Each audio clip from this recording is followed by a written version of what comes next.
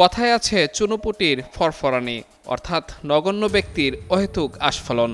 বাংলার এই প্রবাদ বাক্যটি যেন হুবহু মিলে যায় সাভারের সাব রেজিস্ট্রার জাকির হোসেনের ক্ষেত্রে। করেন সাব রেজিস্ট্রারে চাকরি, অথচ হাঁকান কোটি টাকার গাড়ি, কিনেছেন কয়েক কোটি টাকার ফ্ল্যাট, স্ত্রীর জন্য রয়েছে আলাদা গাড়ি।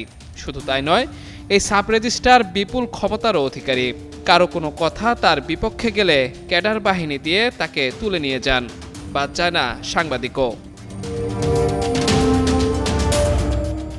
ছাত্রজীবনে জগন্নাথ বিশ্ববিদ্যালয়ের শাখা ছাত্রলীগের বিজ্ঞান ও প্রযুক্তি বিষয়ক সম্পাদক ছিলেন জাকির হোসেন।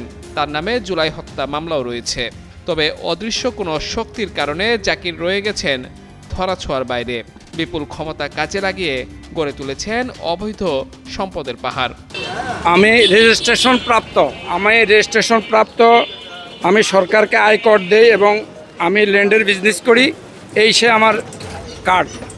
কিন্তু দেখা গেল যে আমরা একটা পাওয়ারের থেকে যদি দলিল করতে চাই, দলিল দিতে চাই, টাকা দিতে হবে। আমাদেরকে বলে না, ওনার লেখকদেরকে বলে যে দলিলে টাকা দিতে হবে।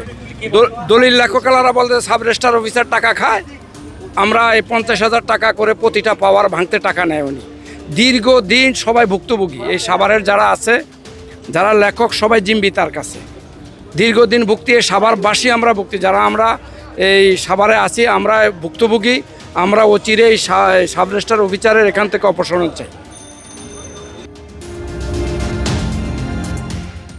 সম্প্রতি তার দুর্নীতির কথা প্রকাশ করায় দেশের একটি বেসরকারি টেলিভিশনের সাংবাদিককে দলবল নিয়ে এসে হেনস্থা করেন জাকির, যার একটি ভিডিও সামাজিক মাধ্যমে ভাইরাল হয়। অভিযোগ রয়েছে, ইয়াবা সেবন করে গণমাধ্যম কর্মীদের সঙ্গে অসৌজন্যমূলক আচরণ করেন তিনি।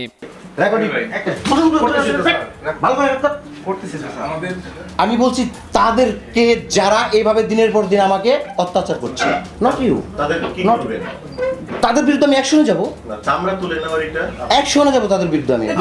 একই কথা আমার বিষয়ের অভিযোগ সব মিথ্যা। এখন আপনি যে প্রমাণ করে প্রকাশ করেন না। আর এবারে তো আমার কোনো গল্প নেই আপনার কাছে। হ্যাঁ, শেষ, clear, done, you are done, you go, you are go, you are done. ছাড়া আমি তো সবাইকে সেটাই বলছি যে আমি মিথ্যা।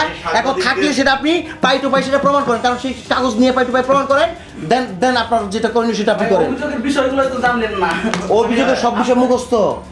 আমি তো কাউকে বাধা দিইনি আপনার এই সংবাদ প্রকাশে, আমি তো কাউকে বাধা দিইনি, কিন্তু আপনি দিনের পর দিন সংবাদ প্রকাশ করছেন না, কিন্তু আমাকে ঠিকই প্রিন্টে দিয়ে যাচ্ছেন। এটি কোন ধরনের কাজ?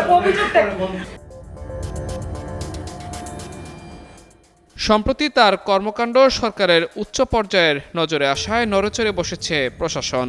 আইনমন্ত্রী আসাদুজ্জামান তার বিরুদ্ধে ব্যবস্থা নেয়ার আশ্বাস দিয়েছেন। মামলা করেন, ওর বিরুদ্ধে মামলা দিয়ে দেন, ওর ব্যাপারে আমরা তদন্ত করতেছি। আমি একটু ঝামেলা আছি যে সংসদ চলছে, তো আমরা এই সংসদের অধিবেশন 25 তারিখ শেষ হওয়ার পরে আমি ওর ব্যাপারে সিদ্ধান্ত নেব। আইনের মতো চলবে, সেখানে তো আমাদের বলার নাই।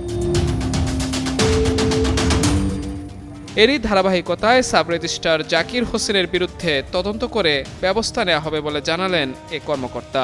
আমাদের অনুসন্ধান কার্যক্রম চলমান আছে। আমি আজকে কিছু সংশ্লিষ্ট ব্যক্তিবর্গের জবানবন্দি গ্রহণ করেছি এবং অনুসন্ধান আরও বেশ কিছু পদক্ষেপ গ্রহণ করে অনুসন্ধান সম্পন্ন করে যথাসময়ে রিপোর্ট প্রদান করা হবে। ওই পর্যন্ত আমি এই বিষয়ে কোনো সিদ্ধান্ত নিতে পারবো না। আমি সকল সাক্ষ্য যা আসছে আমার কাছে জবানবন্দি তা পর্যালোচনা করবো, যা আমি কথাবার্তা বলেছি সব পর্যালোচনা করে পরবর্তীতে আরও ফার্দার তথ্য প্রমাণ নিয়ে আমি আসলে সিদ্ধান্তটা নিব এবং সরাসরি রিপোর্ট আকারে জমা দেওয়া হবে। শিগগিরই দুর্নীতিবাজ এ কর্মকর্তাকে আনা হবে আইনের আওতায়, এমনটাই প্রত্যাশা ভুক্তভোগীদের।